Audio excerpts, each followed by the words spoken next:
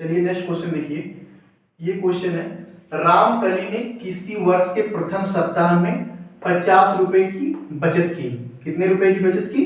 50 रुपए की किसी सप्ताह में, और फिर अपनी साप्ताहिक बचत 17.50 रुपए क्या की?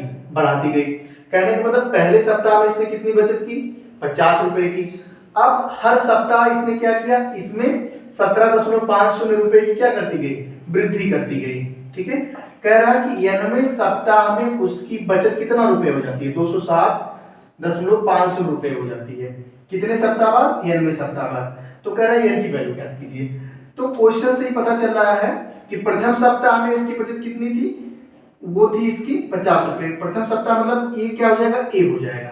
ए की वैल्यू आपकी कितनी आ जाएगी? 50 रुपीज आ जाएगी।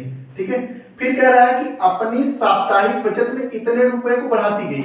ठीक है, पहले सप्ताह 50 रुपए, फिर अगले सप्ताह में 50 रुपए में 17.50 रुपया और जुड़ जाएगा, फिर अगले सप्ताह में भी जितना आया रहेगा उसमें 17.50 में और बढ़ जाएगा। कहने का मतलब यही 17.50 रुपया जो है, ठीक है, यही इसका क्या है? कॉमन डिफरेंस है। तो ये क्या वैल्यू बन जाएगी? डी की वैल्यू कितनी हो जाएगी? 17.50 रुपए। ठीक है, उसके बाद कह रहा है कि 90वें सप्ताह मतलब टीएन, 90वें सप्ताह में, ठीक है, उसकी बचत कितनी हो जा रही है? 207.50 रुपए हो जा रही है। तो अब 90वें सप्ताह को टीएन को हम क्या लिख सकते हैं? टीएन को लिख सकते हैं हम A plus N minus 1 into D. A लिख सकते हैं टीएन को हम। ठीक है, अब A plus N minus 1 into D की वैल्यू कितना दे रखा है? यहाँ पे 207.50 दे रखा है। तो चलिए लिखते हैं a plus N minus 1 into d is equal to कितना दे रखा है? 207.50 दे रखा है। ठीक है, अब यहाँ पे ए और डी की वैल्यू रख दीजिए, और ए और डी की वैल्यू आपको पता है 50 रुपए और 17.50 रुपए है। ठीक है, यहां से सॉल्व करने के बाद ए की वैल्यू आ जाएगी, यही आपका आंसर हो जाएगा। ठीक है, ए की वैल्यू कितना दे रखा है? 50 दे रखा है, यहाँ 50 रख दिया प्लस एन माइनस 1, ठीक है, इंटू डी की वैल्यू कितना दे रखा है? 17.50 दे रखा है, इज इक्वल टू कितना हो जाएगा? 207.50 हो जाएगा। ठीक है, अब यहां से आप क्या करिए?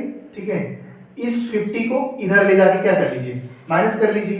ठीक है, तो N minus 1 into 17.50 is equal to कितना आ जाएगा? 207.50 माइनस का 50, माइनस से क्या कर दोगे? 50 कर दोगे। ठीक है, अब इसमें से इसको माइनस करिए, अब कितना आ जाएगा? तो ये तो इसका कितना हो जाएगा? 50 रहेगा ही। ठीक है, अब यहां पे कितना आ जाएगा? 7 आ जाएगा।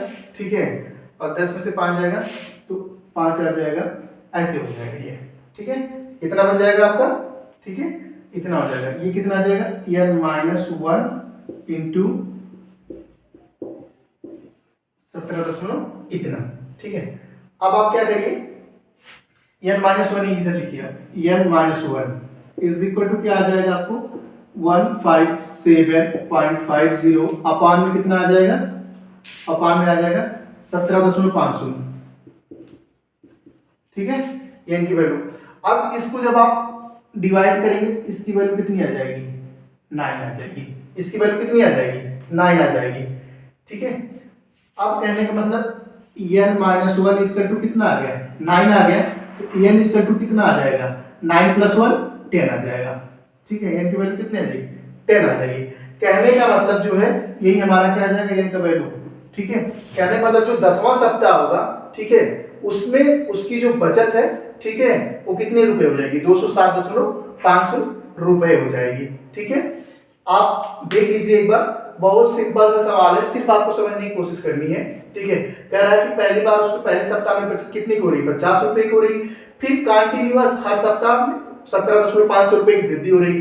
तो ये ए हो जाएगा और ये कॉमन डिफरेंस हो जाएगा, क्योंकि पहले 50 रुपए, फिर उसमें 17.50 जोड़ लोगे, फिर अगले सप्ताह में फिर जितना आ जाएगा उसमें 17.50 जोड़ लोगे, तो कॉमन डिफरेंस ये डी आ जाएगा 17.50। यही सब में लगातार वृद्धि हो रही है, तो यहाँ डी हो गया।